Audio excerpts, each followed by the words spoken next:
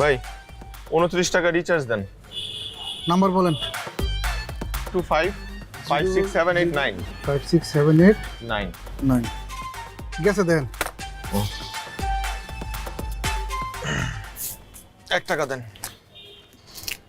এই লন। এটা কি? চকলেট। আরে ভাই বাংতি নাই, এইটাই রাখেন, ঝামেলা করেন না তো, এমনি বেচা কিনা কম। আমি চকলেট খাই না ভাই। আর আমি কি ছোট বাচ্চা আপনি আমার চকলেট দিচ্ছেন? আপনি আমার 1 টাকাই দেন, আমি চকলেট নিব না। আরে ভাই আপনি তো মহা ঝামেলার লোক, সবাই তো 1 টাকার বদলে চকলেটই নিতেছে। সবাই যা করে করুক, আমি চকলেট নিব না। আমার 1 টাকা লাগবে, আমার 1 টাকা দেন। দেন বলতেছি। দেখেন ভাই, আমার দোকানে এইটাই 1 টাকা, এই চকলেটই 1 টাকা হিসেবে চলে। আপনি নিলে নেন, না নিলে বাড়ির যান তো।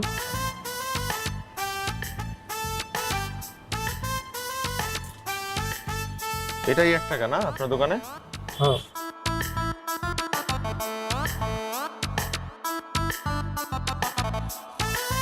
বাড়ি গুছা। ভাই আমাকে আধা কেজি চাল দেন আর 2টা ডিম দেন। খারাপ। এই আধা কেজি চাল আর 2টা ডিম। ঠিক আছে ভাই, একটা মিনিট। সমস্যা নাই। কত টাকা হয়েছে ভাই? 61 টাকা। 61 টাকা। ঠিক আছে।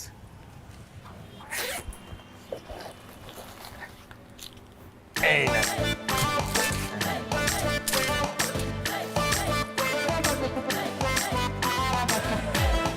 1 5 9 16 20 24 28 33 37 45 50 56 61।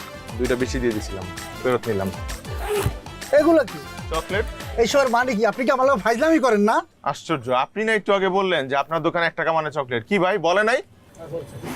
আরে ভাই আপনি তো অনেক প্রেসের লোক, আপনার কাছে আমার জিনিস বেচাই বলেছে। বুঝনা নেন, এখানে 61টা চকলেটই আছে। 61টা চকলেট মানে 61 টাকা।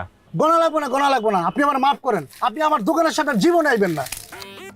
কি ভাবছেন আমি বোকার মতো চকলেট দিয়ে কেন জিনিসপত্র কিনলাম?